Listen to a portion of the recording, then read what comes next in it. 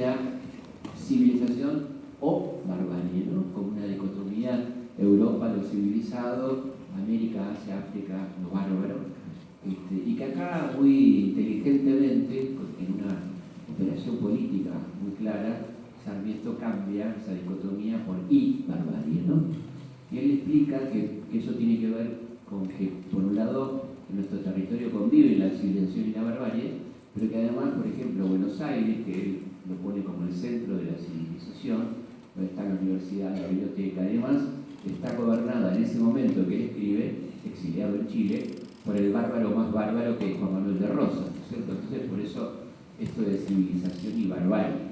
Sí, de la convivencia entre ambos mundos. En ambos mundos que conviven muy bien en Sarmiento, ¿no? Claro, porque Sarmiento es un civilizado y un bárbaro a la vez, ¿no? ¿Por qué? Bueno, porque es un tipo realmente súper interesante como literato, un hombre que escribió más de 60 tomos, obras completas, un hombre que fue un gran promotor de la educación popular y a la vez un hombre que cuando lo matan al Chacho pide que le corten la cabeza y pongan la cabeza en una pica. Eso es Sarmiento. Claro, en el pueblo de Olca. Un acto didáctico, ¿no? Claro, para que los demás aprendan. ¿Cómo puedo aprender jugando? Dijo. Sí. El padre del aula. El padre del aula. Exactamente. Bueno, sobre Kenan se han tejido innumerables mitos, ¿no? Como por ejemplo, Sarmiento, el niño que nunca faltaba a la escuela, ni aún los días de lluvia, olvidando que en San Juan no llueve nunca, ¿no? Es un mérito particular, qué sé yo, ¿no? Aparte él mismo, en su gran libro Recuerdos del Pueblo Inicial, dice que era un pibe tremendamente indisciplinado, que comandaba una banda de pibes que eran unos quilomberos, que tiraban piedras. Lo dice Sarmiento, ¿no? Así que bueno, es un... Que escribe el Facundo, ¿no? Tratando de modelar a la barbarie a través de algo que va a ser lo contrario a él. Exactamente, que bueno, es un personaje multifacético interesantísimo, ¿no? Un tipo que se peleó con la iglesia, se peleó con la sociedad rural, o sea, una gran contradicción. Es un tipo muy interesante por sus contradicciones y un hombre de una gran honestidad en un punto, ¿no? Sí, primero en el sentido de que el tipo decía lo que pensaba, le gustaba que le gustara. ¿Qué frases te gustan de Sarmiento, las bestiales, así? Ah, bueno, no rezar de gaucho, por supuesto. No que te guste, sino sí, lo transparente y lo que evidente, ¿no? Pero bueno, es una frase que la de la sociedad rural también. La sociedad rural, cuando dice que tenemos una oligarquía que se ha hecho rica mirando entre medio de la bosta de las vacas, ¿no? Bueno, muchas cosas que ha dicho. O lo de... Vos hoy me contabas lo de Belsarcio. Claro, bueno, Belsarcio, Belsarcio es el suegro, ¿no? El papá de Aurelia, su novia, que le decía: Sarmiento, qué manera de mentir en Facundo, ¿no? Y entonces dice, bueno, pero son mentiras con un fin noble. Era la cosa, porque claramente Facundo tiene muchas cosas que son falsas, que él atribuye un poco a la ausencia de estar en Chile y no tener documentos a mano. Y a su vez esa transparencia, esa demencia también la va a dar cuando rinde cuenta. Claro, porque vieron que ahora está de moda hablar de los gastos de viaje, ¿no? Bueno, Sarmiento, a diferencia de Adorni, no va a mandar el simulacro. Tipo rendía las cuentas metódicamente. Él viajaba por encargo del gobierno de Chile, habían mandado a estudiar los sistemas educativos en el mundo, entonces él anotaba los gastos a los lugares que iba, por ejemplo, perdón, aclaremos que lo publicó Clarín. Una fuente inobjetable. O sea, que le soltó la mano, ya está. Le soltó la mano también. Bueno, en Benville, en Francia, gastó en el coche de regreso 2 francos, después compró unas postales, 12 francos, 2 retratos, 5 francos, flores y periódicos, cerveza y refrescos y finalmente orgía. Ese es lo que más gastó, 13 pesos. Con 5. Con 5, que se ve que peleó el precio. Después en Madrid, por ejemplo, 3 láminas de toros, 24, cigarros 4, billetes para asistir a los toros, 160, teatro del Museo del Quilache, Teatro de la Cruz, comida 28, helado, sex, orgía, 4. Ese es porque fue el precio en Madrid. Sí, porque fue la matiné de 4 de la tarde. Después va a Venecia, vasos comprados, los famosos vasos del Murano, vieron que está la cristalería famosa del Murano frente a Venecia, 2,50, la góndola por 3 días, 6, no se va a privar de hacer góndola, y la orgía 5 en este caso. Bueno, después claro, uno llega a Verona, la ciudad del amor, ¿no? Hay una inspiración fuerte, compra lámina de San Marcos, bolsa de tabaco, y ya que estamos en Verona, gran orgía. Sí. 21. Se gastó. Aparte fue rápido, no compró muchas cosas antes, ¿no? Así que el hombre anotaba todo. Esto es un libro que lo tengo, que es muy interesante, se llama Viajes por Europa, África y América, diarios de gastos. Esto está todo detallado en ese libro tan interesante. Aclaremos que en esta última orgía llamó a concurso, ¿sí? Hubo una licitación y todo transparente. Absolutamente.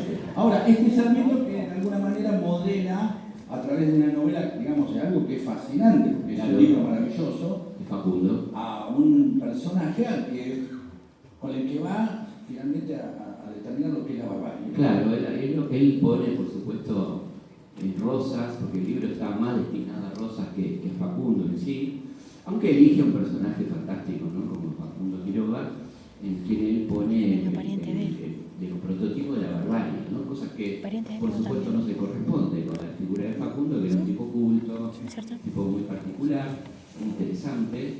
Por ejemplo, antes de ese viaje fatídico, viviendo en Buenos Aires, una noche cena en la Casa de Rosas, y como invitado está además el querido Juan Bautista Alberdi. Y Alberdi cuenta, el joven tucumano, que está teniendo problemas para financiar su carrera de abogado, y entonces Facundo dice, yo le ayudo a terminar su carrera de abogado. O sea, es lo que es la historia, ¿no? O sea, la carrera de Alberdi fue financiada por Facundo Quiroga. O sea, debe haber un libertario que en este momento lo está teniendo una ACV. choque neuronal. Y esto recién empieza. Claro. Vamos a contar quién fue Alberdi, ¿no? Este personaje muy interesante. Después hablaremos bien de Alberdi, qué pensaba Alberdi. Pero en cuanto a Facundo Quiroga, la verdad que la elección de Facundo como personaje por parte de Sarmiento es genial, porque Facundo era un personaje mitológico. Fíjense ustedes que su histórico enemigo, el general Paz, el jefe de las fuerzas unitarias, en un momento dado hace una encuesta entre los oficiales y la tropa, a ver qué pensaban ellos si realmente los montoneros en el momento de pelear, los federales de Quiroga, se transformaban en tigres, los famosos capiangos, y el 70% le dice que sí, que realmente creían que esos hombres en combate se convertían en tigres, ¿no? Ese poder es fascinante, ¿no? Claro, el tipo está muy perdido, ¿no? Y después, bueno, esta cosa de que Facundo hablaba con su caballo Moro, ¿no? Él le consultaba antes de los combates y todas estas cosas. Es un personaje increíblemente mitológico, y por eso también lo elige, porque él lo ve cuando entra en San Juan, era un adolescente, y ve esa figura increíble de Facundo, y por eso pone al inicio de la novela esa frase extraordinaria, ¿no? Sombra de Facundo voy a evocarte, ¿no? Sombra terrible de Facundo, donde ahí pone toda la barbarie, todo, lo culpa de la decadencia argentina, ¿no? Y al final de aquella decadencia argentina, ¿no? Claro, no conozco. No, claro. La primera de Argentina, claro. Y a su vez hay algo como que le admira y le envidia, ¿no? Su contacto. Le envidia, sí, claro, le envidia la vida, porque es otro tipo más de biblioteca, pero es otro tipo de su vida, es otro tipo más de que este hombre es aventura, es coraje, contacto con el pueblo, bueno, todo eso que tiene Facundo, ¿no es cierto? Y bueno, y realmente estas idas y vueltas, ¿no? Porque el general Paz, que fue este tipo tan interesante, este general unitario al que Facundo nunca le pudo ganar, ¿no? Nunca lo pudo vencer en el campo de batalla, cae absurdamente preso, ¿no? Después de esas victorias, se adelanta un día en Santa Fe a la tropa, hace una inspección de rutina y lo capturan. Le iba a quedar preso por años en el Cabildo de Santa Fe, donde va a tener hijos con su sobrina, una historia, Margarita Güey, una cosa muy loca. Y queda entonces el ejército unitario a cargo del lugarteniente, que era ni más ni menos que Gregorio Arauz de la Madrid, un personaje de novela, absolutamente de novela, un tipo que había participado en las guerras de independencia, el héroe de Tucumán, ¿no? De la batalla de Tucumán, a las órdenes de Belgrano, un tipo increíble que participó más de 120 combates, tenía 60 heridas en su cuerpo. Hay que no sé, no le entraba más, digamos. Dos veces lo dan por muerto, una vez lo entierran. Imagínense la capacidad de hacerse el boludo, ¿no? La primera vez, es increíble porque la primera vez el tipo estaba tan hecho mierda, le habían cortado una oreja, estaba tirado. Y el jefe montonero dice, no vale la pena darle el tiro de gracia a este tipo, no, ya está. Se va como al kilómetro y se queda pensando, voy a volver por las dudas, ¿no? Vuelve y ya está. Otra vez. Y la otra se escapa de la tumba, ¿no? Se escapa de la tumba, cajón de por medio. E incluso vuelve a pelear, Claro, se escapa para ir a pelear. Y ahí, bueno, vienen estos combates. ¿Por qué no larga, no? ¿Por qué no suelta? La gente Ya está. es como Rito Alegrán, ya está.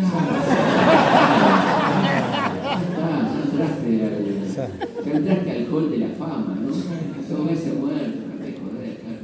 Bueno, ahí está el Madrid que bueno, que se va a transformar en el gran enemigo de Quiroga. Primero lo vence a Quiroga, entra a La Rioja, hace un desastre, roba gran parte del patrimonio de Quiroga, captura a su madre y a su mujer, las encadena, las hace barrer la plaza. Bueno, toda una cosa espantosa. Después la suerte cambia y es Quiroga quien lo derrota definitivamente en la Ciudadela a la Madrid, que huye a Bolivia. Y desde Bolivia le escribe, donde le dice que por favor le pide por la vida de su familia que la mande sana y salva a Bolivia. Quiroga le dice, bueno, yo no me olvido de lo que usted hizo con mi familia, ¿no? Pero la familia no tiene nada que ver con nuestras disputas, así que quédese tranquilo, que le voy a mandar a su familia sana y salva. Eso sí, le dice, ¿no? Hasta la frase final. Eso sí, ojalá Dios nos vuelva a hacer encontrar para que uno de los dos desaparezca de este mundo su mejor enemigo, Juan Facundo Quiroga. Y esto le contesta a la Madrid. Esto es lo que dice Quiroga. Miren la poesía de dos tipos, no, ahora hay que fumarse un pil, el gordo Dan, el otro pone el fin. Así que, ya que Quiroga no pone el fin. sí.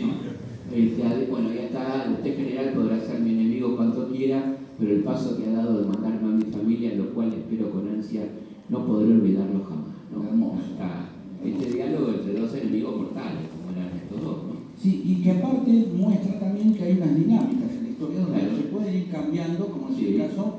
Sí, el caso del querido Juan Bautista Alberdi, ¿no? Que, bueno, empezó, evidentemente, primero, él le presenta, esas épocas que se juntaban en la casa, él le presenta a Rosas un proyecto de país junto con Echeverría, ¿no? La famosa, que luego se va a conocer como Generación del 37, Rosas lo rechaza, dice que es un proyecto muy poco nacional, y ahí comienzan los chiporroteos hasta que finalmente son perseguidos y se van a Montevideo, exiliados, y ahí en Montevideo Alberdi escribe un diario que se llamaba Muera Rosas. No sé si queda alguna duda. Tenía suplemento infantil los domingos. Bueno, pero las cosas van cambiando. Alberdi se va desengañando mucho de quienes eran sus compañeros liberales que andaban por ahí, ¿no? Y además en 1857 en Londres, cuando Alberdi era embajador de Urquiza, se encuentra casualmente con Rosas en una recepción diplomática, se acerca y le dice, bueno, yo he sido su enemigo, lo he combatido, pero en este momento ustedes están haciendo un juicio en ausencia completamente injusto y me ofrezco a ser su abogado, ¿no? Rosas queda muy asombrado y dice, bueno, información, doctor Alberdi, se le agradezco, pero no le conviene porque no se lo van a perdonar jamás, ser el abogado de Rosa, ¿no? Bueno, ahí nace una linda amistad, fíjese hasta dónde llega esa amistad. Para selfie. Y bueno, es muy interesante realmente toda la correspondencia entre Rosas y Alberdi. Está la muerte de Rosas, que muere antes que Alberdi, muy interesante, unos aportes para el futuro del país, ¿no? Y Alberdi empieza entonces también a plantear las dudas sobre quiénes eran sus compañeros de ruta, sus viejos compañeros de ruta, y fíjense lo que dice de los liberales argentinos. Los liberales argentinos son amantes platónicos de una deidad que no han visto ni conocen. Ser libre para ellos no consiste en gobernarse a sí mismos, sino en gobernar a los otros. La posesión del gobierno, que hay toda su libertad. El monopolio del gobierno, que hay todo su liberalismo. A fuerza de tomar y amar al gobierno como libertad, no quieren dividirlo y en toda participación de él, nada a los otros, ven un adulterio. La libertad de los otros, dicen ellos, es el despotismo. El gobierno de nuestro poder es la verdadera libertad. ¿Hay algo ahí? Hay algo ahí, sí. Hay algo ahí. Sí, es tremendo, ¿no? Esta visión, supuesta visión de la libertad, que no deja de ser una forma de autoritarismo y de intolerancia, porque lo que está planteando acá es que no tolera a la gente que piensa distinto de ellos, ¿cierto? Sí. Y que después también él, a partir de la guerra, va a tomar posturas más... Bueno, él va a estar completamente en contra de la guerra del Paraguay, ¿no? Va a defender al Paraguay en esa guerra tremenda que él llama la guerra de la triple infamia, considerando absolutamente injusta, y va a criticar mucho el tema de la deuda externa, ¿no? La deuda externa que se tomó ya por la época de Rivadavia, que después se siguió tomando deuda. Entonces él dice lo siguiente: la dificultad no consiste en saber cómo pagar la deuda, sino en cómo hacer para no aumentarla. En los países nuevos, en que la habilidad abunda más que el juicio, se da frecuentemente el nombre de empréstitos para obras públicas, a lo que en realidad son obras públicas para empréstitos. Así tan pronto como el empréstito es conseguido, la obra pública queda sin objeto. Cuanto más irrealizable, mejor sirve la obra a su objeto, que es el empréstito en sí mismo y no la obra. Acá se está refiriendo puntualmente al empréstito Baring, que fue la primera deuda externa tomada en Argentina ya por Rivadavia en 1824, bueno, que fue una verdadera estafa. La deuda se tomó, como decía Alberdi, como se decía habitualmente, por fines nobles, ¿no? La cloaca de Buenos Aires, el puerto, construir pueblos en la frontera, todos fines nobles para las obras públicas que se iban a hacer. Se pidió por 1 millón de libras, acá llegaron 560.000, porque la Casa Baring adelantó cuotas, el pago de comisiones a los amigos de Rivadavia que fueron a negociar el empréstito, y ese dinero pasó a conformar, y esto no es chiste, una cosa que se llamó Comisión de Entretenimiento de los Dineros del Empréstito. El entretenimiento vendría a ser la bicicleta financiera, ¿no? Y nada de este dinero se usó para esos fines nobles declarados y se terminó de pagar con muchos intereses en 1904, 80 años después, ¿no? Así que bueno, y este muchacho Rivadavia, ¿ves? Rivadavia. Y aparte, digo, no fue lo... Acá veíamos el otro día con Pedro que tiene un aire de Loredo, ¿no? Sí, hay algo.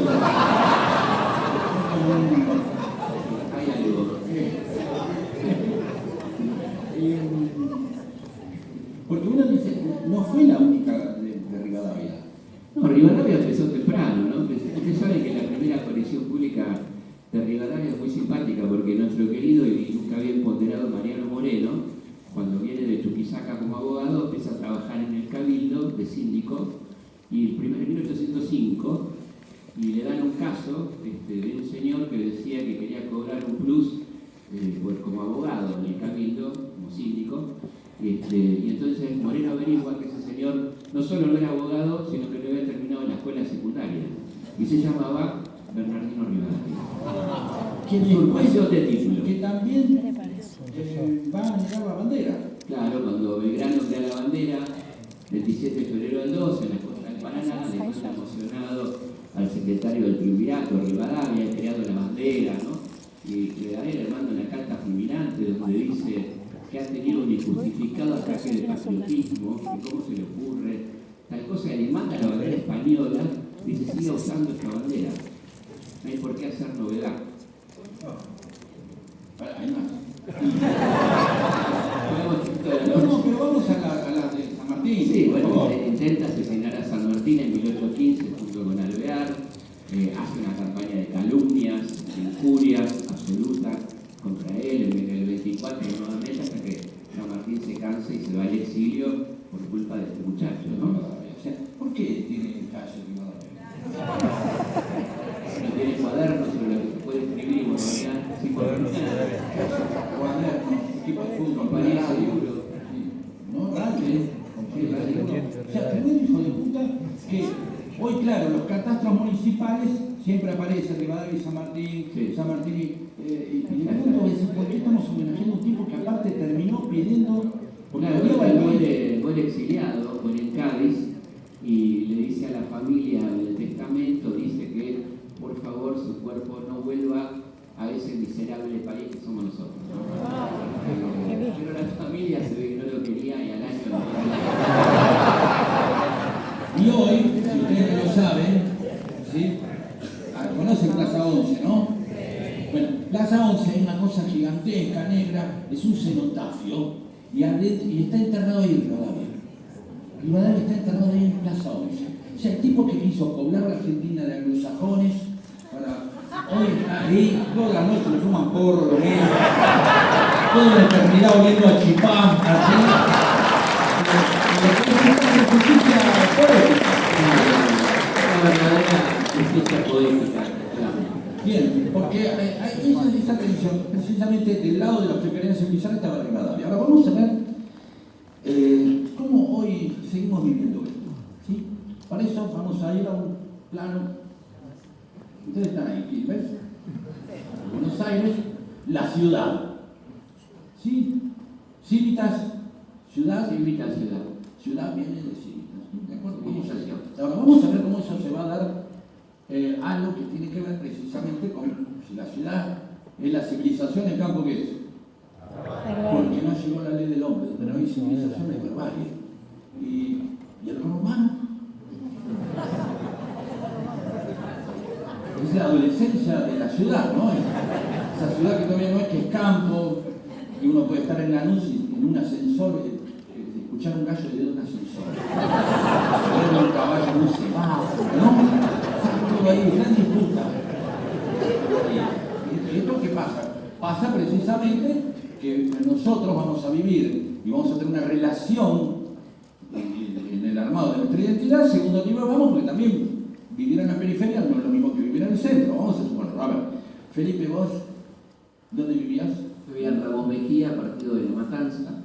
La Matanza, ¿de acuerdo? Sí, el peor partido para hacer eslogan políticos. Por una matanza diferente. La matanza avanza.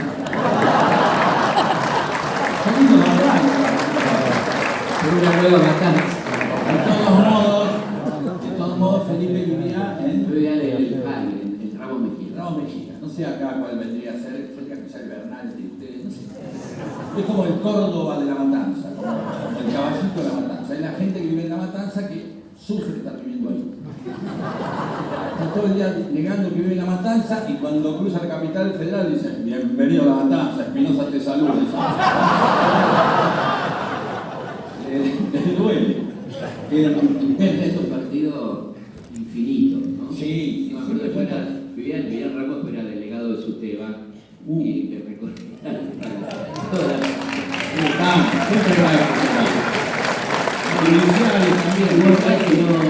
no terminaba, jamás terminé de recorrer el partido. No hay manera, no tiene bordes, no.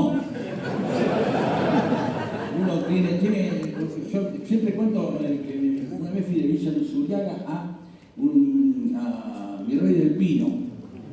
Y vos, ¿viste? Así, yo siempre que voy a Coronado tengo el mismo pensamiento. A veces vengo el tren para acá y veo todo la regla y digo, ¿cuánta gente existe? ¿No? ¿Cuánta gente? Y salimos de Villa Luzubiaga y de pronto estamos en La Matanza todavía, sí. Tienen salida al Pacífico.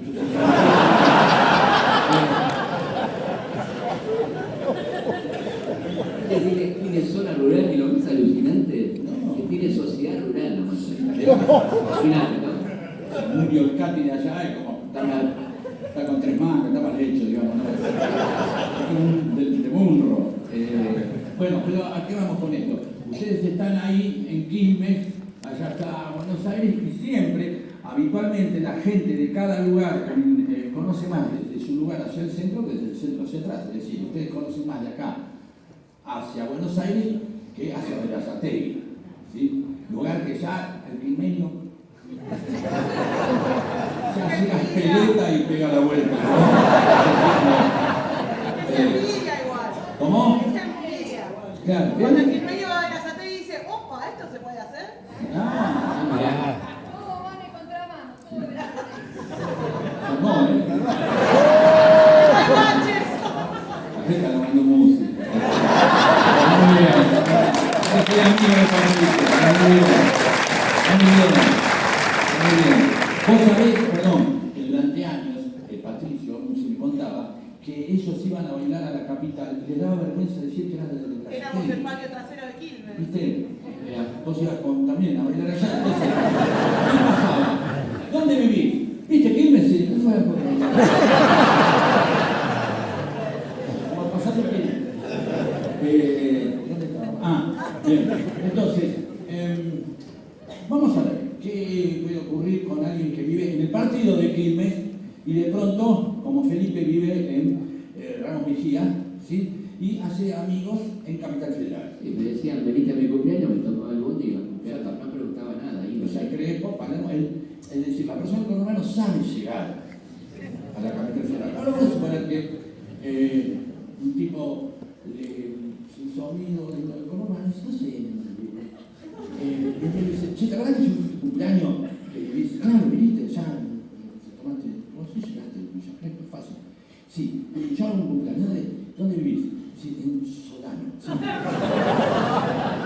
Francisco Solano, ¿no suena algo que ya ves chapas oxidadas, ¿no?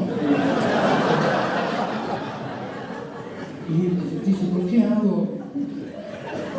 Venite, no pasa nada, porque te vas hasta Quilmes, y después te tomas el 742, y ya, entonces ahí aparece una parte de la persona del conurbano que en paterna o materna al porteño. No lo trata como un ser débil. Yo te espero. Hay wifi, te busco en la estación, pero si no tomaste el 740, el porteño ya. ¿Cómo me hago amigo de una persona que vive en la corriente de afecto, con una persona que vive en un lugar con un colectivo de 3 cifras superiores al 200? Porque es el problema de los porteños, llega al 199, el 200 ya es y entonces, el tipo dice, bueno, ¿qué puede hacer? Yo, mira, video de Claudio María Domínguez. Llegó a domingo y volvió. Y entonces se anima, dice, tengo que tomar el 750, voy a tomar el 751, ya llegó solo. Sí, y ahí le aclaro, pero no cualquier 751.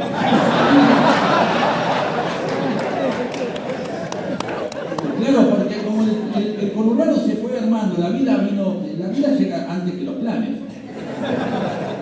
Primero llega la gente, después se le arma un barrio alrededor, y ahí dice, hay que mandarles un bondi, bueno, y no hay más. Otro ramal más, sí, 741 por Boulevard Flavio Mendoza. Frente al cementerio 2. Siempre uno va al cementerio. Están armados, ¿cómo eran armados los cementerios según donde termina determinada línea de bondi? ¿Cómo es el cementerio acá? Respeto. La letra P, y a veces es el por, ¿no? Le parece un por. Ahora, ¿esto va a modelar nuestra identidad? Sí, por supuesto. La periferia es Uno conoce su propio territorio, ustedes conocen Quilmes, pero también conocen la capital. La Avellaneda pasan corriendo, pero no importa. Conocen la capital. En cambio, el porteño no conoce. De la misma manera que ustedes saben todos el nombre del jefe de gobierno de la ciudad de Buenos Aires, pregúntenle a los porteños que nombre 3.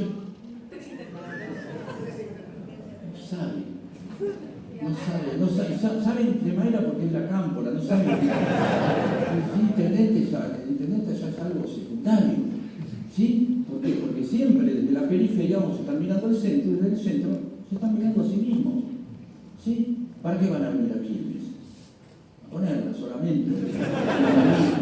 Si no hay motivo. Y eso va a generar algo que es, siempre vamos a tratar de imitar a aquellos que están en la capital federal de la periferia. ¿Por qué? Porque es el centro, porque es el deber ser, porque es lo que ilumina y porque es la civilización. La civilización, la barbarie significa que toda barbarie será civilización. Y la civilización es civilización en sí. Y es lo que tiende uno a hacer. Es como el super yo de la sociedad. Vamos a este cuadro.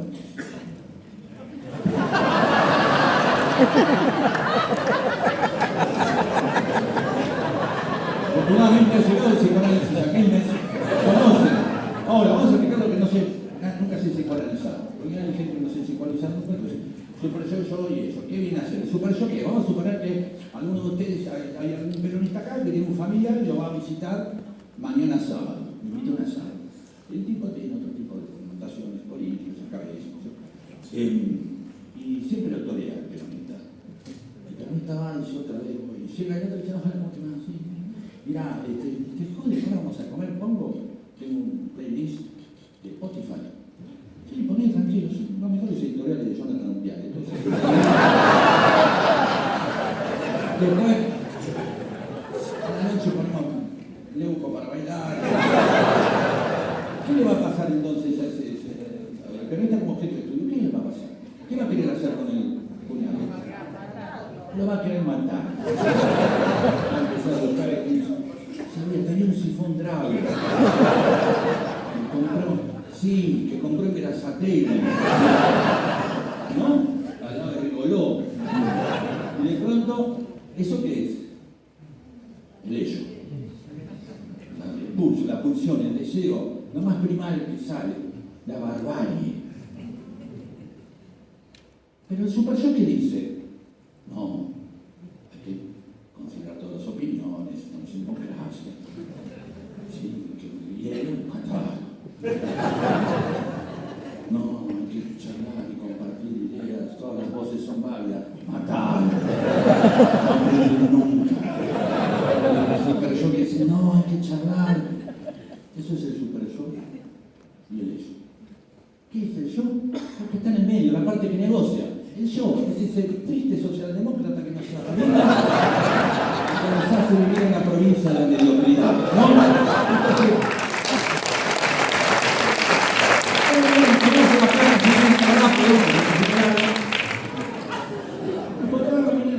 ¿qué quiere decir? Esto? Estos son los lugares por donde entra la información y se va a desparramar en el cerebro, armando lo que va a ser el complemento de esa identidad que se está haciendo en la periferia. Es decir, nosotros como periferia, no solamente la capital federal, sino toda la Argentina como periferia del mundo. Ahí vamos a tener mucha información, va a entrar todo tipo de información y va a ser lo que va a generar nuestra identidad. Porque ¿qué es nuestra identidad? Un montón de cosas de datos que tenemos sobre nosotros mismos. Yo soy de Quilmes, me gusta tomar vino de Zucardi, me gustan los alfajores que están en el espacio. Entonces uno es todo eso. Voy al Piave. ¿Sí? ¿Llegó Fredo? Existe el Piave. ¿Llegó Fredo? ¿Hay Fredo? Siempre llega Fredo. Porque Fredo es lo que espera la gente que quiere ser de la capital federal. Que llegue Fredo, que llegue un Capón Martín, que llegue Fredo la civilización. ¿Sí? Viene de la capital Fredo, la barbarie es Grido, que ataca.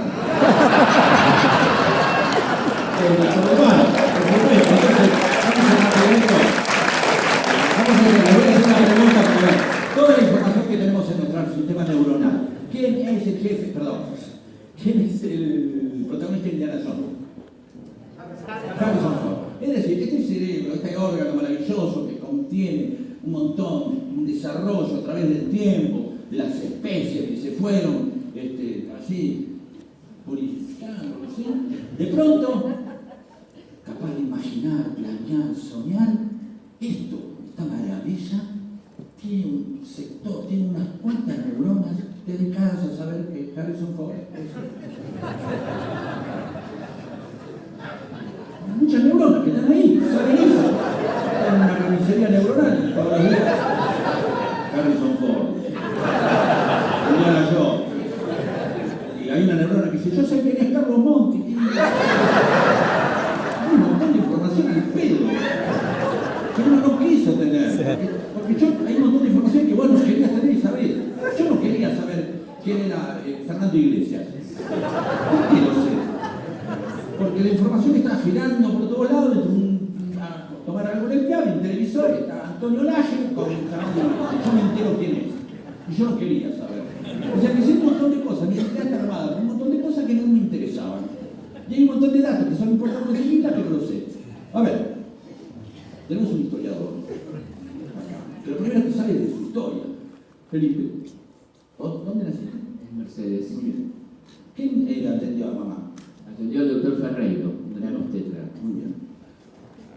Es decir, él sabe de su historia y de los primeros datos de su historia, personas que atendió a mamá. ¿Quiénes de ustedes saben el nombre? Ya que saben quién es el protagonista de Indiana Jones, saben quién es el de Rito. ¿Quién es la persona que lo trajo al mundo? Aparte de la madre.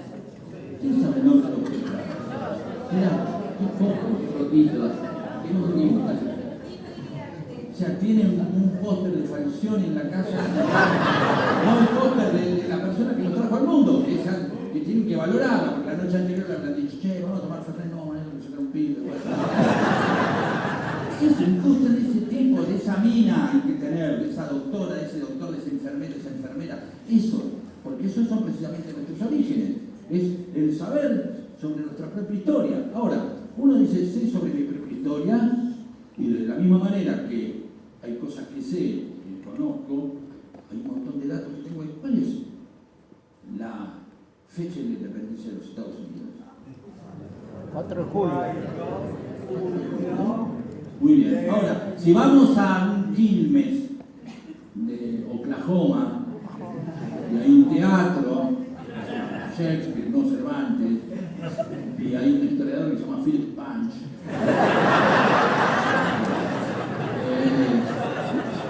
Le pregunta, ¿cuál es la fecha de la independencia de Argentina? Van a decir, ¡ay, se independizaron! ¿Cuándo? Van a decir, hay un montón de datos que no tenemos, que tenemos pero no son de conocimiento. Y el conocerse, el conocer la propia historia, va a ser útil siempre, porque hoy hablamos con Felipe, ¿cuándo vamos a aprender? ¿Cómo vamos a aprender? Y aprendemos con memoria, cuando nos conocemos, cuando nos anticipamos a nosotros mismos, cuando decimos, me conozco. No voy a ir al asado, porque voy a terminar chupando, me conozco. No voy a ir a lo de Clarisa, porque me va a invocar otra vez producto que no necesita, me labura la culpa y me vende. No voy a salir con Gustavo, voy a terminar la chanta. Ay, no, me conozco, decimos me conozco todo el tiempo. ¿Por qué una persona tiene un personal trainer? Yo sé que acá ninguno tiene. Porque muchos peronistas tienen culpa de esas cosas. Me dice, como el peronista con Ámara, porque dice, no, fui por cuidado.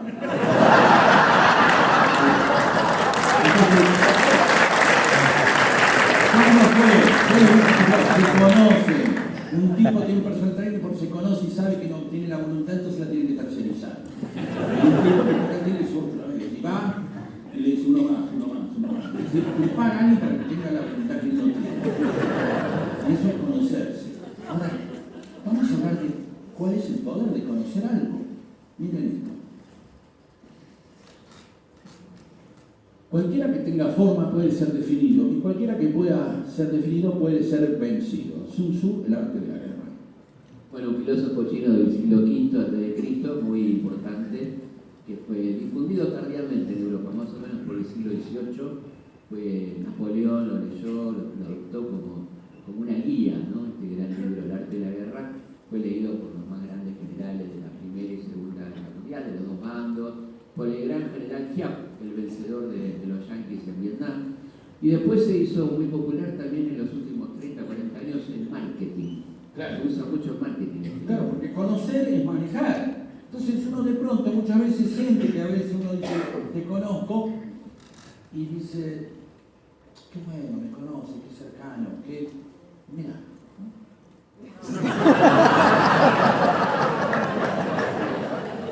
Uno dice, qué cercano, me quiere, y a veces no, en realidad es que entraste, tenías comprando pelotudeces, así, una guapiela que te hace guapio con cara de cora, qué sé yo, y uno sale y dice, ¿por qué compré toda esa boludez? Y está Alfredo Coto y dice, te conozco. Ahora, uno se conoce tanto, uno sabe de uno mismo. Sabemos de nosotros mismos, sabemos de qué estamos hechos. Sabemos que de pronto un día vemos que la playa más popular de la Argentina se llama Bristol, que tiene nombre de ciudad inglesa, y que el deporte más popular de la Argentina lo hicieron los ingleses. Y que el Club Quilmes se llama Quilmes Athletic Club. Y el otro se llama, le dicen el mate porque lo hicieron, ¿no? El argentino. Es decir, estamos hechos también de nuestros enemigos. ¿De qué estamos hechos? Precisamente de eso es lo que queremos hablar en esta parte. ¿Cuál es nuestra identidad? ¿Podemos encontrar algo? ¿Cómo no? Sí. Sí. Bueno, yo creo que tenemos una identidad maravillosa. La cultura argentina es una cultura verdaderamente extraordinaria, más allá de los intentos de atacarla, de destruirla. Y es una identidad de capas superpuestas, ¿no? Con un sustrato indígena, afro, estos miles y miles de inmigrantes involuntarios que fueron los africanos traídos como esclavos, los criollos, los inmigrantes, todo eso fue conformando una cultura y una identidad muy particular. Y nosotros pensamos con Pedro que hay una persona que representa muy bien esa identidad nacional por tener algunas características muy especiales, que se llamó Carlitos Gardel, ¿no? Carlos Gardel fue un inmigrante, por lo tanto tiene que ver con esto que contamos. Llegó a la Argentina a los 2 años y medio, proveniente de Toulouse, con su mamá, ¿no? Él decía, nací en Buenos Aires a los 2 años y medio. Y además es una persona que tiene una vida muy interesante.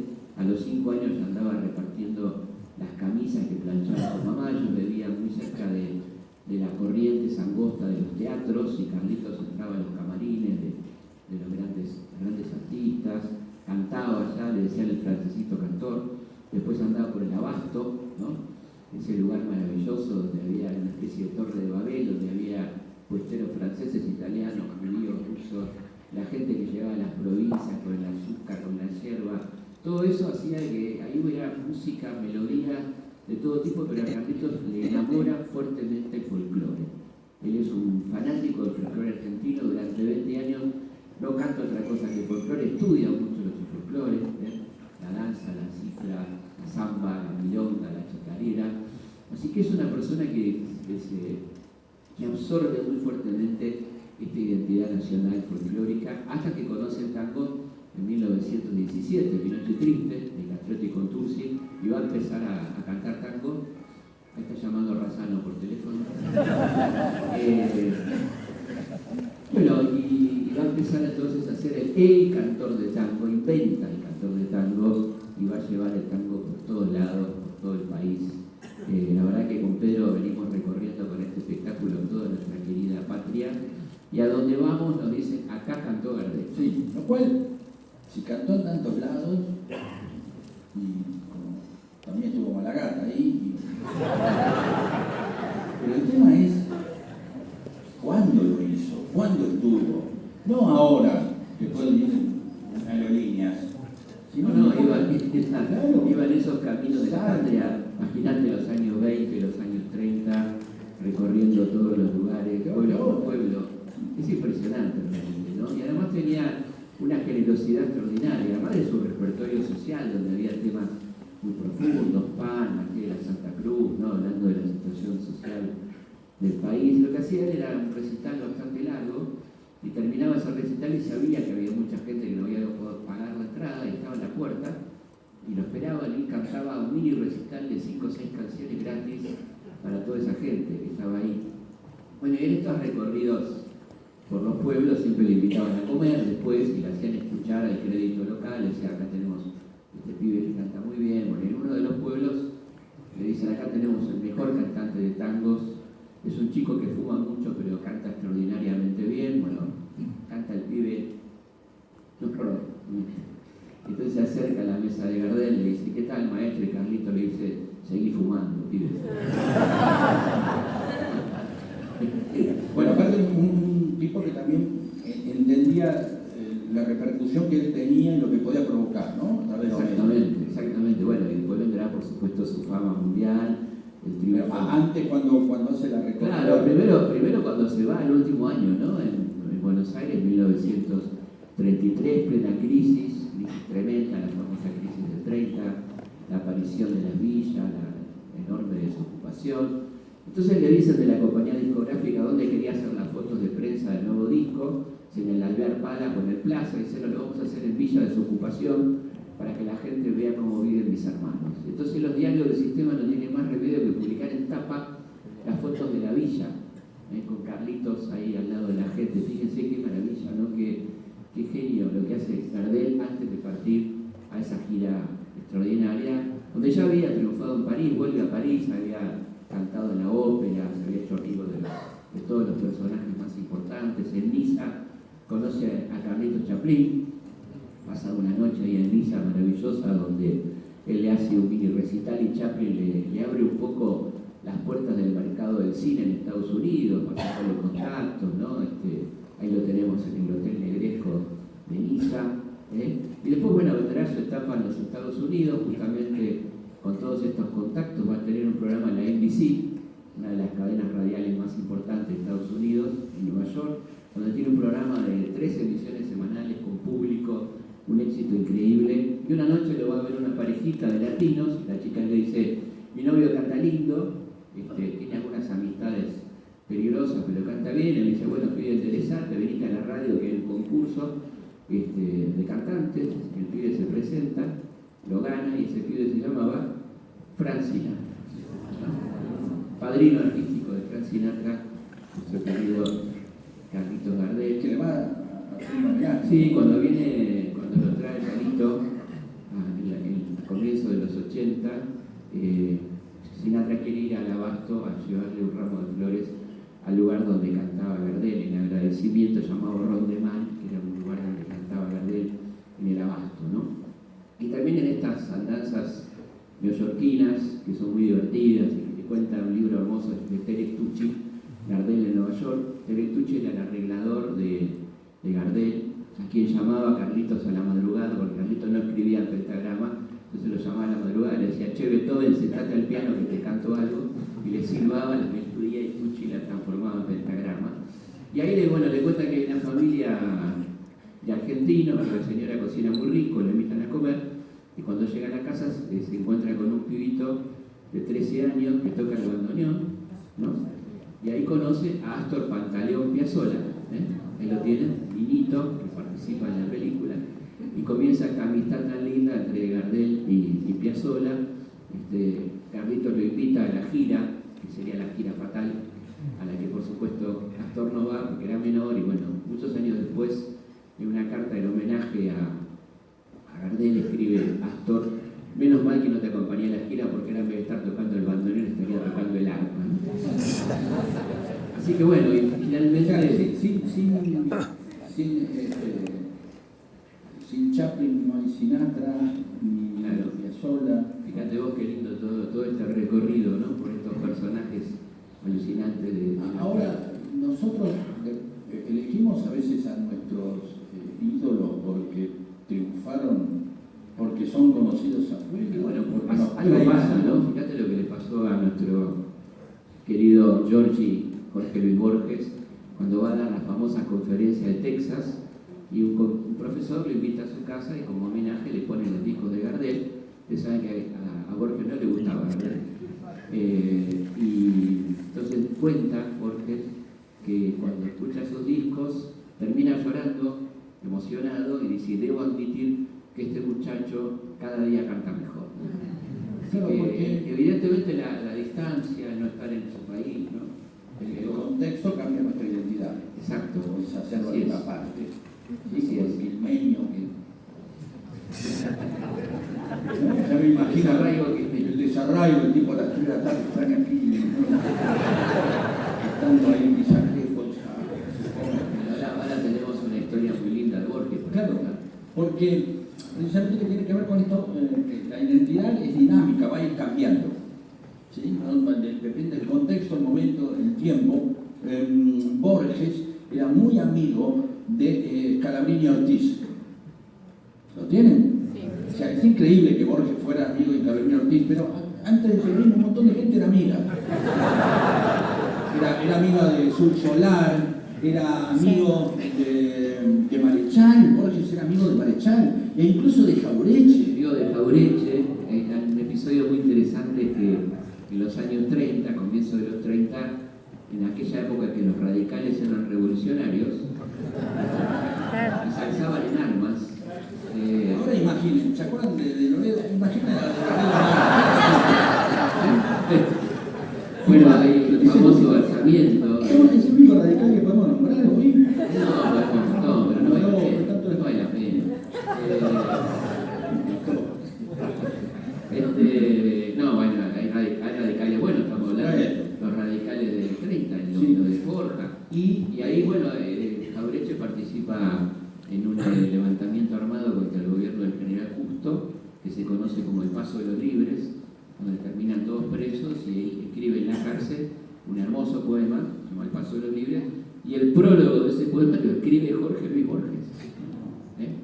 Es decir, la identidad, aquello que suponemos o que vemos como algo estanco, va cambiando.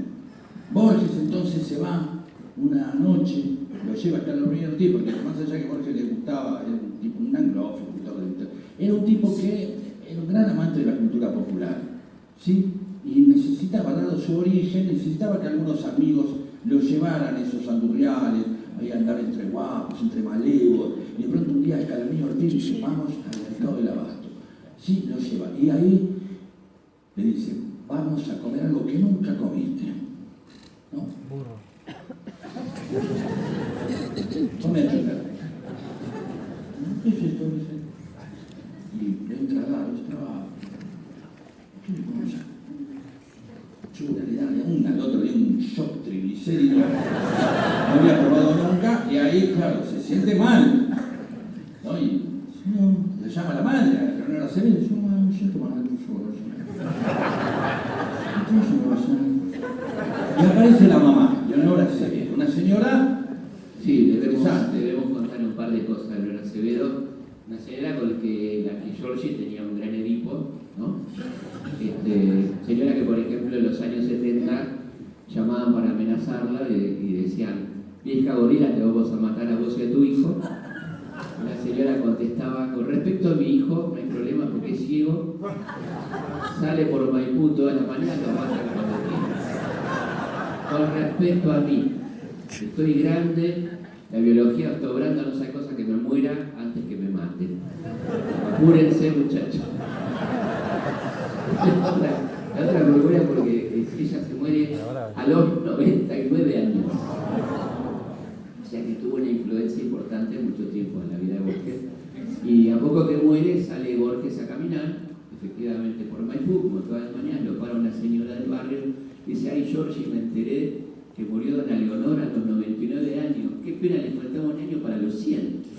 Y Borges le dice, señora, ¿qué fanatismo tiene usted con el sistema métrico decimal?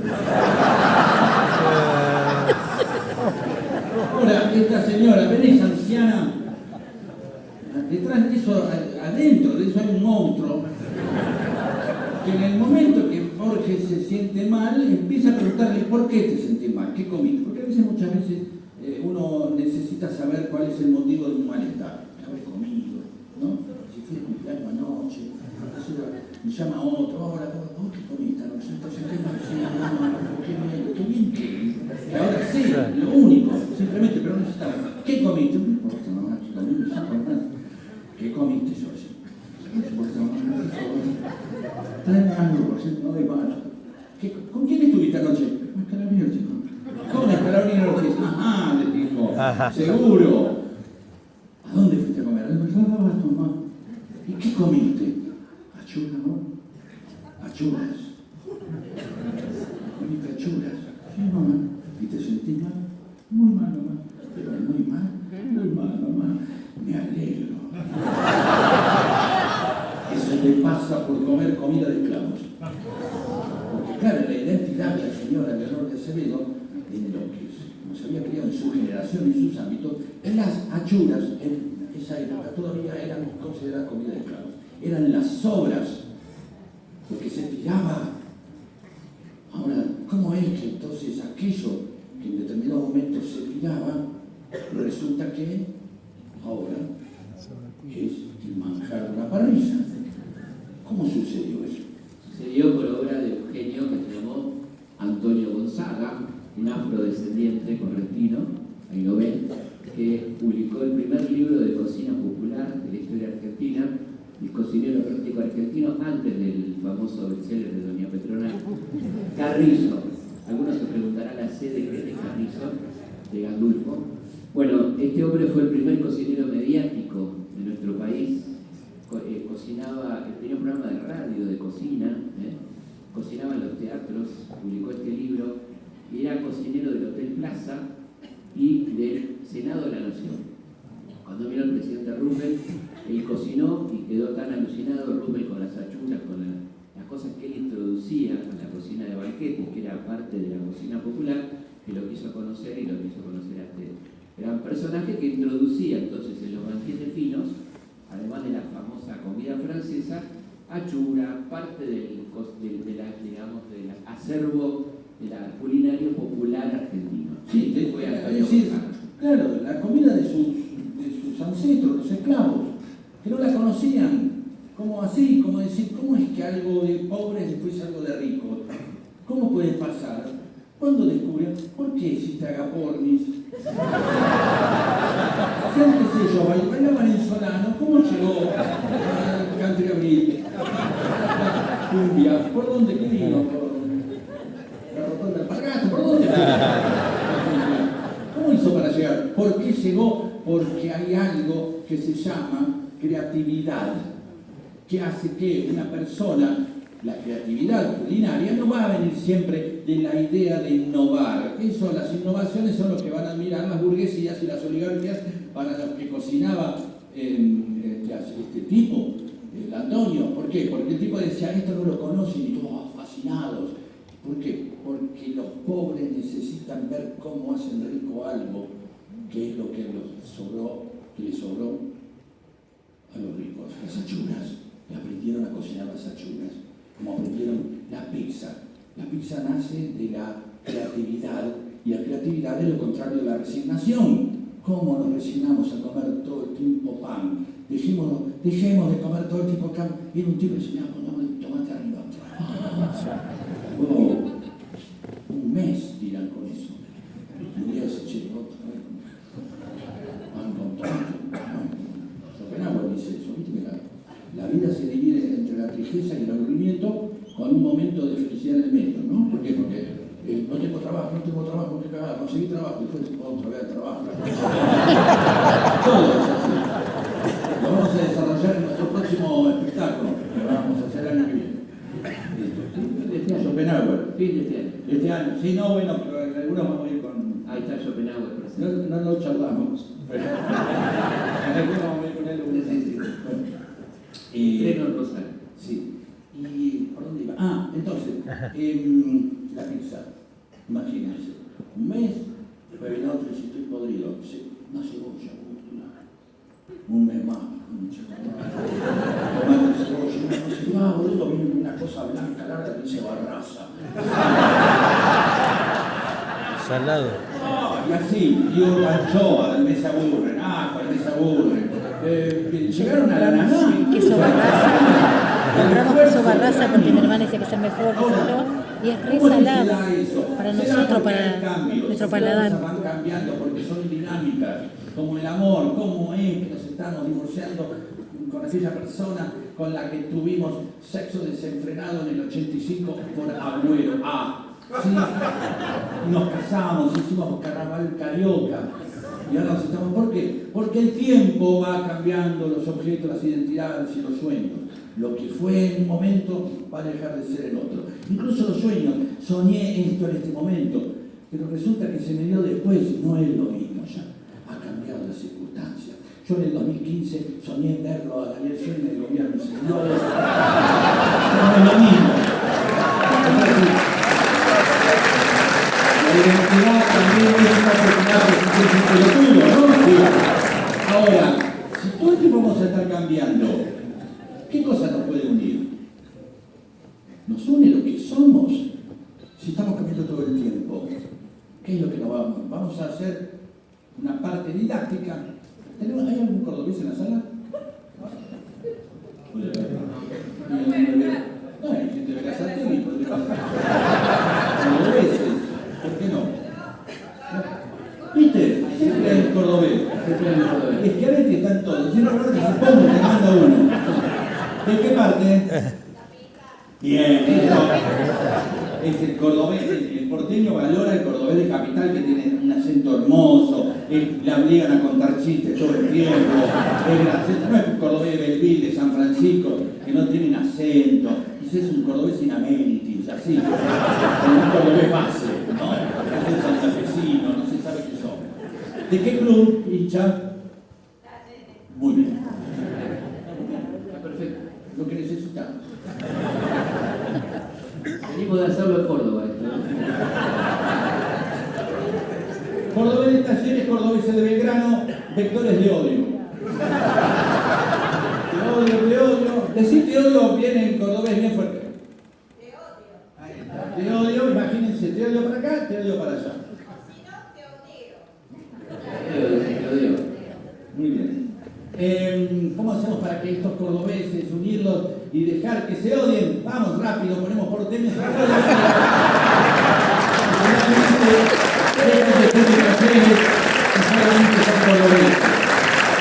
Es decir, con la Argentina muchas veces lo que nos une no es lo que tenemos en común, sino que es lo que queremos. El enemigo también une, ¿sí? Y una de las primeras veces que estuvimos unidos fue gracias a los ingleses, ¿no? Así es, y fue acá, justamente en Quilmes, Claro. el 25 de junio de 1806, cuando desembarcaron las tropas al mando de William Carl Beresford. Sí, cerca del... Vos hiciste algo... Sí, recorrí el recorrido del 22. Sí. El mismo recorrido. Hicimos recorrido. Eso hicieron para llegar, ¿no? Claro, Yo claro. muchas veces cerca del San Jorge, que están los Muti. Ahí va. Unos amigos bases que tenemos acá, que son de familia, cerca del San Jorge. Mirá vos, del San Jorge. Sí, cómo no. Bueno, se produce la invasión, 45 días van a estar los ingleses, vamos a ser colonia británica, y por supuesto hay distintas reacciones frente a la invasión, ¿no? Por un lado están aquellos que están dispuestos a colaborar con el invasor, el invasor incluso elige entre esa gente a quien puede ubicar en el gabinete de gobierno, y elige a José Martínez de Oz para que sea el jefe de la aduana. Justo en la aduana. José Martínez de Oz. Es una franquicia de hijos de puta, ¿no?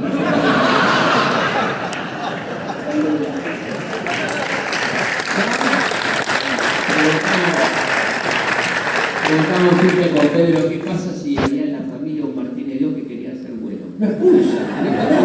Ese es hijo de puta y vende patria. Está en el escudo de armas de eso.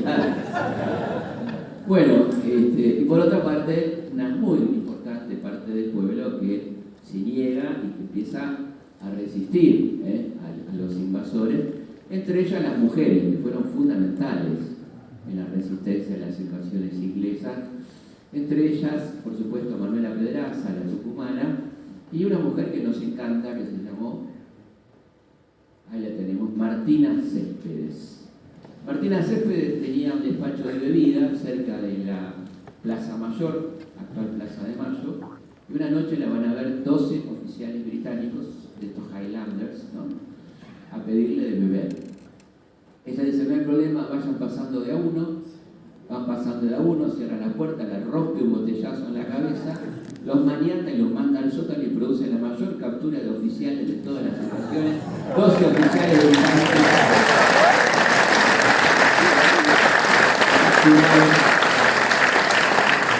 La querida Martina Céspedes.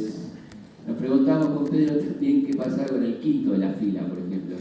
Claro, ¿por qué sería? ¿Por qué? Porque decían, no sale, debe estar buenísimo. Y ella, autora de la frase, vengan de a uno, así como... Bueno, pero hay un final romántico. Hay un final romántico cuando termina la invasión, con la rendición de los ingleses. Martina va a recibir un premio, un cargo de alférez, una de las primeras mujeres que tiene un cargo militar, y va a devolver 11 oficiales, porque uno de los oficiales se enamora de la hija y el síndrome de Estocolmo, y termina esta historia románticamente, ¿no? Pero bueno, una de las grandes heroínas de las invasiones inglesas, la querida Martina Céspedes. El otro personaje es un muchacho que tiene 20 años, un capitán que está a cargo del control del Río de la Plata, en la zona más o menos de lo que hoy es Retiro, y ve que la nave insignia de la invasión, la nave llamada Justin, un barco muy importante que tiene 120 tripulantes, 22 cañones, queda encallado en el barro. Entonces se decide con un grupo de jinetes a lanzarse el abordaje y toma el barco a caballo. Lo cual Causa la Era Güemes, esa. sorpresa del capitán, que se llama Gillespie, Richard Gillespie, que quiere conocer a este joven capitán, y nos preguntamos con Pedro qué pasa cuando llega Gillespie a Londres. imagínense, el tipo que estuvo... El tipo venía de la campaña de la India, un lobo de mar, en la Royal Navy, invencible, un capitán que había estado en Egipto, en la India, todas las campañas contra Napoleón, ¿no? Y llega del barco a caballo. No sabe lo que le pasó. Y tomaron un... No. Dice, ¿y quién es el que le toma el barco a caballo? Ni más ni menos que nuestro querido héroe nacional.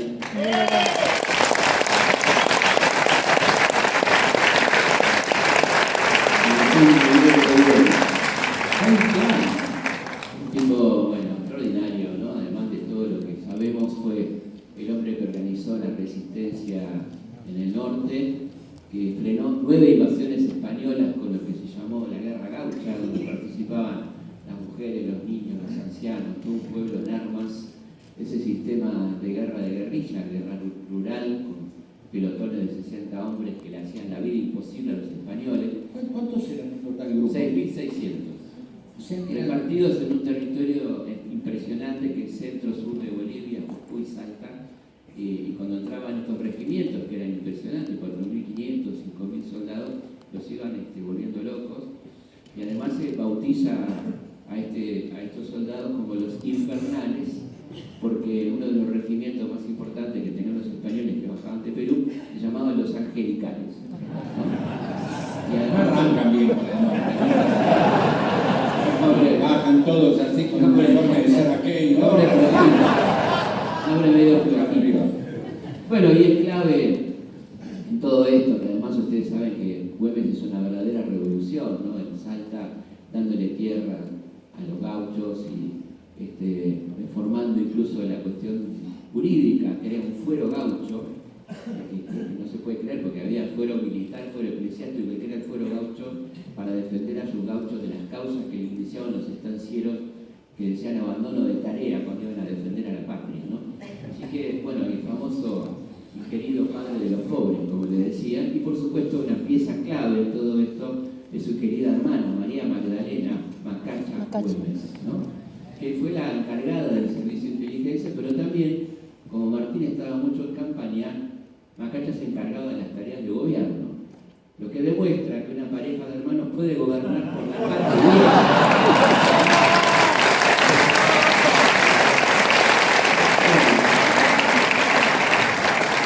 Por supuesto, Martín estaba en permanente contacto con dos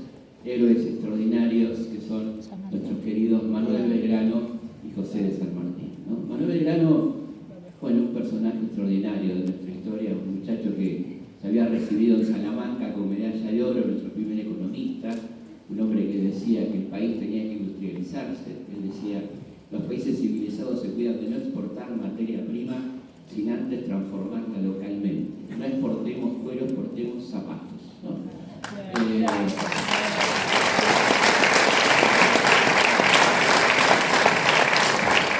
Estamos en una humilde campaña con mi querido amigo Pedro de cambiar el sentido del Día de la Industria. El Día de la Industria se celebra en Argentina el 2 de septiembre, en conmemoración de un hecho ocurrido el 2 de septiembre de 1587, cuando un sacerdote llamado Francisco de Vitoria exportó a Brasil bolsas de harina y telas desde Santiago del Estero a Brasil. El cura venía siendo vigilado por el gobernador Velasco, que detecta que en las bolsas de harina iban de contrabando barras de plata de Potosí. O sea que nosotros celebramos el Día de la Industria, el Día de un obispo contrabandista, ¿no? Por lo tanto, proponemos que el Día de la Industria sea el 3 de junio, el día del nacimiento del verdadero padre de la industria nacional, que se llamó Manuel Belgrano.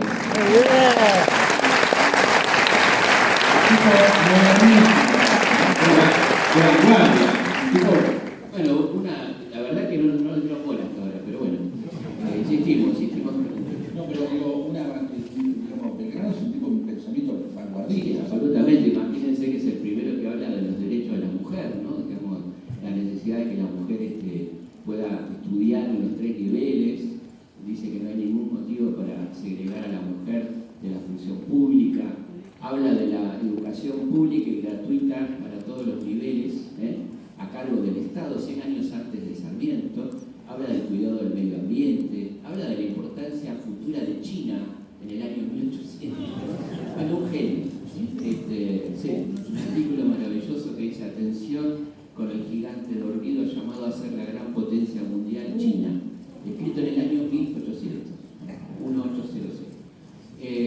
Bueno, por supuesto, además, un hombre tremendamente generoso, que entra a la función pública rico y se va pobre. Un hombre que recibe en premio una fortuna después de los triunfos de Salta y Tucumán y que destina ese dinero a la construcción de escuelas públicas que no se van a construir. Él muere sin que se construyan esas escuelas, que se van a construir muchísimo después, no con estos fondos, ¿no? Bueno, y por supuesto, muy amigo de nuestro querido libertador José de San Martín, que además de todo fue un gran gobernador de Cuyo, de Mendoza, de San Juan, de San Luis. Y la idea del cruce, que lo lleva a Mendoza como gobernador, era hacer un cruce colaborativo con los patriotas chilenos del otro lado, que estaban en el gobierno. Pero a poco de llegar cae Chile nuevamente en manos españolas y cambia todo. No solamente el sentido del cruce, sino también la economía de Mendoza, que vivía de exportar ganado en pie a Chile. Cambia completamente, entonces tiene que hacer una verdadera revolución económica, y tiene entonces que darle mucha importancia al Estado como ente organizador de esa economía. Y ahí va a fomentar muy fuertemente, por ejemplo, la agricultura, y particularmente la vitivinicultura, que ya tenía arraigo en Mendoza, pero él es un tipo que crea canales de riego, que aprende de los huarpes, ¿no? Los originarios, así que hace toda una revolución y le da mucha importancia al vino, así que en gran parte... Y hace una ley también, ¿no? ¿Cómo? Propone una ley. Sí, propone la ley, la primera ley de protección de un producto nacional, la primera ley proteccionista de la historia argentina, la redacta San Martín en 1816 junto a Godoy Cruz y la manda al Congreso de Tucumán, la ley de protección del vino, el aguardiente y los productos de Cuyo, que va a ser rechazada por los diputados liberales porteños, que dicen que si la aprobamos, esto es literal, si la aprobamos nos aislamos del mundo. O sea que nunca más se dijo. Pero es muy lindo saber que la primera ley proteccionista lleva la firma nada más y nada menos que de nuestro querido libertador, ¿no?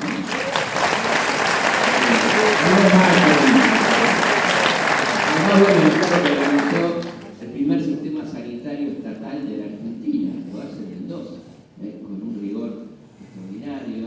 Bueno, una cosa fantástica, todo lo que hizo San Martín, fundador de biblioteca, fundó la Biblioteca de Mendoza, la Biblioteca de Santiago, la Biblioteca de Lima.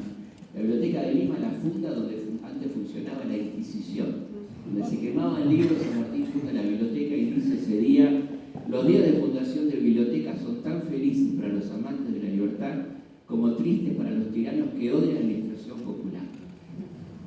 ¿No? Y aparte sabe de marketing. Además, una noche invita a cenar a los miembros de la conducción del Ejército de los Andes, Soler, Lavalle, muchas calles, ¿no?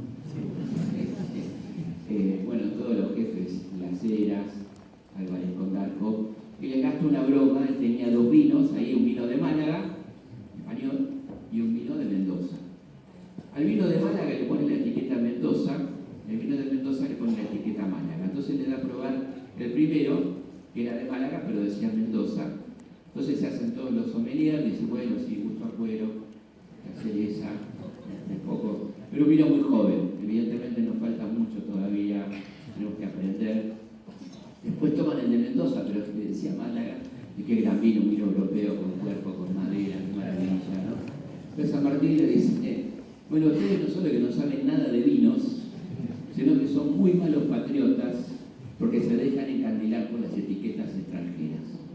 Es una lección de patriotismo.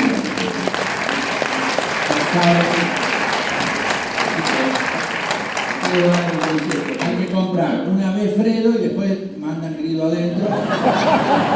Y entran todo, no pasa nada. Bueno, y vamos a pasar a un momento bisagra de la historia argentina. Estamos hablando de 1945, el surgimiento del peronismo.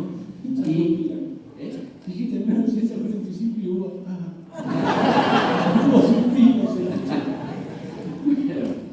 Foto emblemática, ¿no? Las patas en la fuente. Y a Pedro Saborido le tocó ya explicar el peronismo, es complejo en Argentina. Le tocó explicarlo en Uruguay a los miembros del Frente Amplio. Y nos va a contar cómo fue esa Fracaso. Esta es una historia que conocen seguro Horacio Germán, porque tiene que ver con. El explicar el peronismo, primero es verdad, menos, ahora menos. Entonces, yo voy para hacer una charla de creatividad, por Peter Capusotto y su video, me enseñan a hacer una charla de creatividad, y encima el uruguayo siempre es, porque el uruguayo es como, así como un trotskista del mundo, ¿no? Es decir, yo tengo muchos amigos troscos y muchos amigos uruguayos, digo parecidos, que siempre se sienten mejores, siempre, ¿no? Entonces el uruguayo, como el trosco, siempre están ahí. ¿Cómo es el Frente Amplio? Yo no tengo otra cosa. Bueno, hablamos de Peter Capusotto. Che, pero el Frente de Todos, decían ellos. ¿Cómo es el Frente de Todos? Y yo, bueno, después te explico. Que eso es, la gente que se quiere hacer peronista tiene que aprender. El peronismo siempre se explica después. Se me explica cómo es el peronismo, después le explico. Uno puede llevar gente años así. De hecho, a mí me llevan así también, hace años que vienen adentro, así. Pero, claro, obviamente, de la misma manera, muchas veces aparece el trotskista que se siente como, así como mejor siempre, porque claro, uno tiene oportunidad de gobernar, no fallan. Es fácil. Yo los quiero, los trozos, porque ustedes son como un auto que no sale de la concesionaria, por eso están siempre ahí. Entonces, muchas veces hablo con Berkovich, que es amigo mío, y me llena la cara de dedo. Claro, es fácil. ¿Por qué? Porque digamos, el purismo no es criticable, pero son poquitos. ¿Por qué? Porque el purismo tiende a cero. Más puro, menos. Es así. Más impureza, más somos. ¿O no? Está claro. Y entonces uno trata de hablar de peronismo y que cada uno ve un peronismo distinto. ¿Sí? Entonces uno dice, pero, uy, bueno, ¿cómo es la distribución del ingreso y la justicia social y la defensa de la industria argentina y la soberanía? Entonces ya el tronco ya está ahí y se va preparando, se va poniendo un pullover peruano, así que se prepara para atacar. Lo agarra uno hablando de soberanía energética y él viene con un pullover con 3 guanacos y una frase que dice ¡y Menem! Y entonces el peronista se hace el boludo, que es la segunda variante. Se explica después y uno se hace el boludo. ¿Sí? Entonces yo me estuve haciendo el boludo 3 días con los uruguayos. No te explico, no sé qué pasa. Todo viejo. Y el último día, bueno, basta, ¿cómo es el Frente de Todos? Yo, hablemos de Homero, boludo.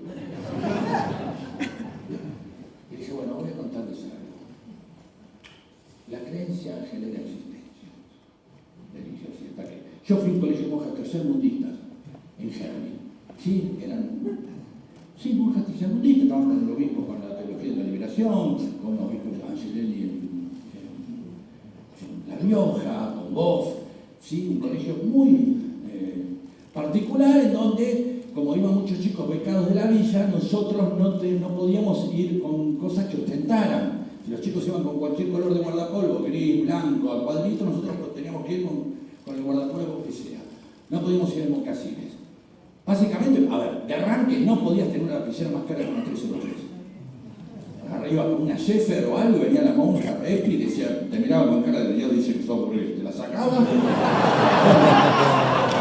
Bajaba la 303, que para los más jóvenes una 303 es como una especie de surán de la lapicera gaucha, lo básico, digamos. Y entonces no podíamos ser de mocasines, no podíamos ir con pantalón gris, así de vestir, las chicas no podían usar aro, no se podía usar reloj, camisa, corbata, nada que sea ostentación. Sí, cualquier cosa que fuera ostentación era Cristina Fischer un día, bien, año 72, ubíquense, la madrina, ella tenía un sope, pero la madrina tenía unos mangos, tenía plata y le regaló para el Día del Niño un equipo Adidas, año 72. Llegó con el equipo Adidas, todo el colegio. Y de pronto mirando también como diciendo, y vino la hermana Adela.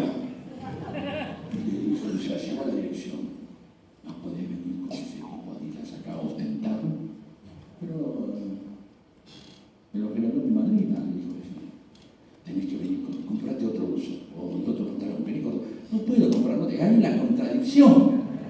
Me regalaron, no tengo plata para comprarme, ¿cómo hago? Bien, y esto es verdad, se lo juro, le obligó a descoser una tira. La dejó en situación de diporto así.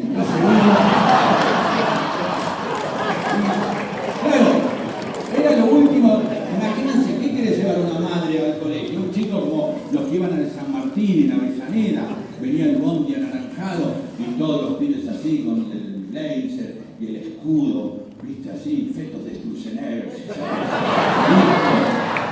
para meter en la cinta transportadora de la guardia. Felices, las mamás, ¿y qué llevaban? Mi mamá, yo sentía algo raro, mi mamá llevaba así unas cosas así como un Pepe Mujica de 8 años. Imagínense un recreo de Pepe Mujica sacando el elástico. Miren cómo quedé. Fueron las monjas. No hay manera, ya es tarde, ya fui. Pero éramos felices. Manejábamos culpa marxista, culpa católica, culpa peronista, segundista, toda la culpa de la campaña. Pero llega otra culpa. Llega a la esquina de mi casa el doctor Reumann con sus hijos Gabriel y Marcelo y su esposa Esther, judíos y comunistas. Y claro, uno se hace amigo, los chicos del barrio, en la esquina. Pero ¿qué pasa cuando va uno a un cumpleaños de un niño marxista? Ya los padres se comunicaron con el resto de los comunistas de Gerli. No sé cómo hicieron, porque no había WhatsApp. Hoy nos juntamos comunistas de Gerli. No, mandarían ondas así, mentales a la noche, se comunicarían. Entonces se juntan, todos saben que cualquier barrio es más kiosco que comunistas. ¿Sí? Entonces uno va y estaban todos. Yo me hice amigo de todo el marxismo pediátrico de la luz. Cubríamos desde Agüero hasta el Pérez de la Luz. Íbamos ahí, yo nada, mi infancia y empecé a vivir mi adolescencia rodeado de comunistas. Sí, todos los satélitos, así. Y yo le hablaba a las monjas, ellos quieren cambiar el mundo, son buena gente, le decían monjas. Entonces aparece un día Pablo Prieto a los 12 años, ya cuando uno entra en esas edades donde tiene ciertas inquietudes existenciales, y me dice, estoy triste, porque me di cuenta de una cosa, vos te vas a morir y vas a ir al cielo, pero yo voy a ir a ningún lado, a nada, porque a mí en mi casa no me enseñaron a creer en Dios. Yo me quedé muy triste, porque dije, tengo un Dios cruel, que va a enviar a mis amigos y a mi familia, a la familia de mis amigos a la nada, aunque sean buenos. Porque claro, yo tengo un comercio con el vecino. Un trato, me portó bien, listo, ¿no? Vamos ganando puntos. Pero el paraíso, que va a ser la prolongación de los, ¿no? De todos soñé, una jacuzzi de Serenito, va a estar TN, pero toca, soy de espalda.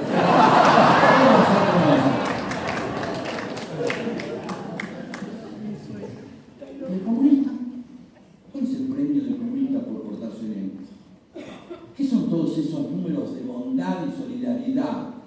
¿Cuál es el premio de la rifa del comunista? El premio es la nada eterna, la ausencia absoluta del yo. Buenísimo. Por eso un poco comunista. No conviene. Es amor y solidaridad. Es ser bueno sin fines de lucro. Yo siempre admiré a los marxistas por eso. Entonces empezamos a hablar con Pablo, bueno, vamos a pensar cómo puede ser que no se pare esto. Bueno, a ver, que empezamos a elaborar dialécticamente, de era marxista, y dijimos, no es quizás, no es que yo creo en Dios porque existe, sino al revés, antepongamos la existencia a la creencia, o la creencia a la existencia. Creo en Dios y por eso existe. Es decir, creemos tanto en algo que lo hacemos existir. Hermoso, creemos, un montón de gente empieza a creer y se hizo Dios. Y eso le dije a los uruguayos.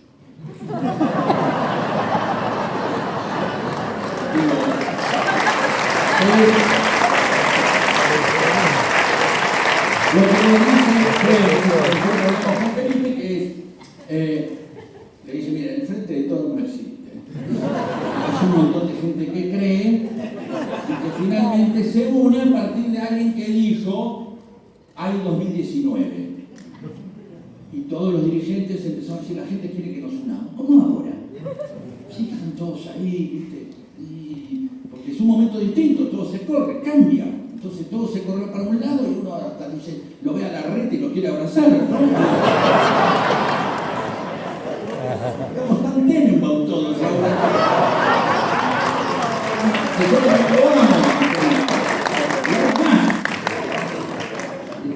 Estoy llegando a la autobahn, chicos. Mirá, hoy siempre decimos con Felipe una cosa que es, ya el otro día el peronista cuando se va se lo llama por el apellido, cuando vuelve por el nombre, ¿no? O sea, se va Massa, vuelve Sergio. Así que no sé si a Cristina la fue a visitar Pichetto o Miguel Ángel. Anotado, por la duda. A lo que voy es rápidamente que les explique todo, bueno, a los 12 se armó al frente de todo, qué sé yo, imaginate, todos se unieron, discutían, que hubo traiciones entre todos, bueno, si vos me traicionaste vos, a mí, yo no anoto las traiciones, vos si yo tengo un Excel de traiciones. Yo lo que lo llevo a los pibes del colegio, no, lo anoto después. Fue un 17 de octubre, no fue porque ese es el día de la lealtad, no se traiciona, obviamente, lo sabemos, pero bueno, la lealtad no deja de ser traición en reposo, entonces... Finalmente se unieron y se armó al frente de todo, donde está Ofelia Fernández y Hugo Moyano. Listo, ¿sí? Y es lo mismo, bueno, Hugo es Hugo, Ofelia es Ofelia. No es que Hugo dice el camionero de CGT, son. Hay un metrobús ideológico entre ellos que cada 3 horas, digo. Usted tiene frente amplio, miren este. Entran 4 de ustedes, traigan 3 frentes paraguayos, también los metemos, entran todos. Y entonces, claro, uno empieza a decir, finalmente que eso puede ser la creencia, de haber generado algo, de poder creer que eso puede funcionar, de poder creer algo en lo que finalmente va a cambiar.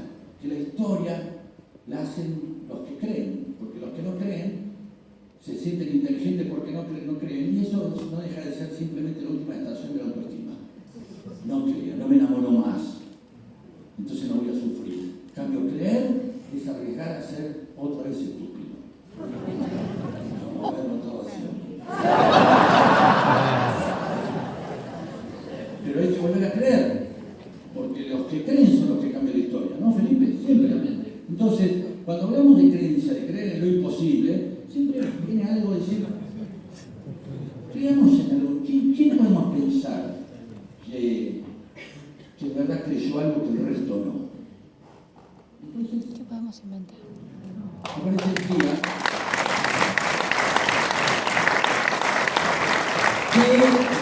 imagínense, hace 30 años nadie suponía que podía haber un papa argentino.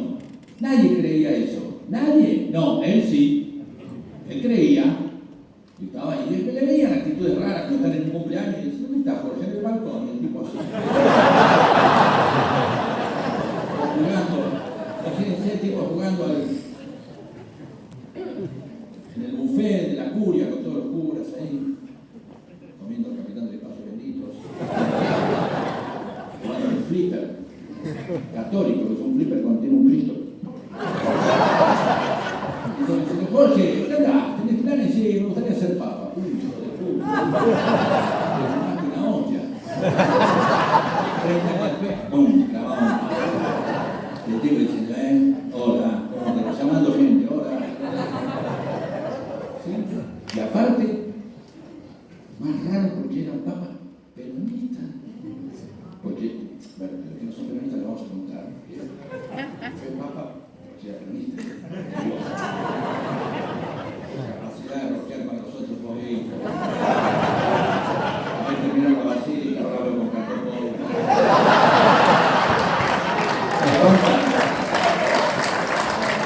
Te falta gente en misa, yo te mando 3 micros. Pasan de y obviamente, porque eran peronistas, porque era peronista era más difícil, porque es cómo fueron capaces de elegir a un peronista después de que ocurrió esto alguna vez en Argentina. Bueno, esto es uno de los aviones que bombardeó la Plaza de Mayo el 16 de junio de 1955. Recordemos 300 muertos, más de 1000 heridos, el atentado terrorista más grave de la historia argentina. Y esa noche, grupos de peronistas queman 8 iglesias y la curia metropolitana, ¿no? Sí, entonces obviamente después de quemar iglesias, ¿cómo queman iglesias? Si meten un papa, ¿cómo hacen? ¿Cómo es? ¿Cómo es que se va transformando las cosas? Miren. Claro, porque el símbolo de Cristo vence, que estaba en la trompa de los aviones que bombardearon Plaza de Mayo, se transforma durante la resistencia, pero vuelve. Exacto, como de la misma manera que los chinchulines. Todo va a ir cambiando, siempre la historia nos va a dar una oportunidad. Y cuando pensamos que todo otra vez está perdido, tenemos que volver a creer porque, aunque lo vivimos, va a volver a ser idiotas. El último 24 de marzo pensé una cosa, sacó un libro Felipe, hermoso, que lo van a ver ahí en 76, y muchas veces yo le decía con miedo, che, todo un libro sobre la dictadura, ahora, ¿quién va a leer? ¿No? ¿Cuántas veces te dije que tenía miedo? Bueno, hace 5 semanas que está primero en ventas.